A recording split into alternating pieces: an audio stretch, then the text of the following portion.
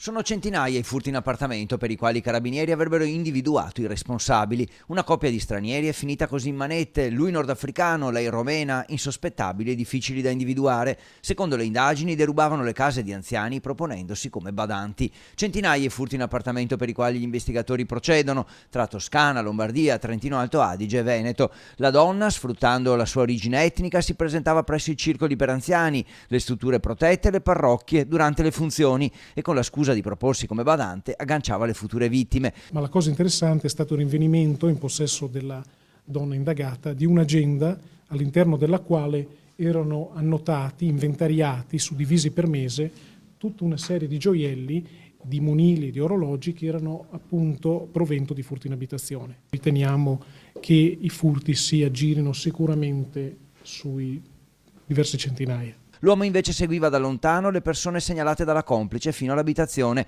osservava con attenzione tutti i movimenti per poi tornare a colpire nei giorni seguenti. Furti perpetrati con modalità molto professionali, addirittura entrando da finestre collocate al secondo piano che raggiungeva scalando materialmente le grondaie dell'abitazione. I carabinieri hanno recuperato oltre 30.000 euro di refurtiva in monili d'oro.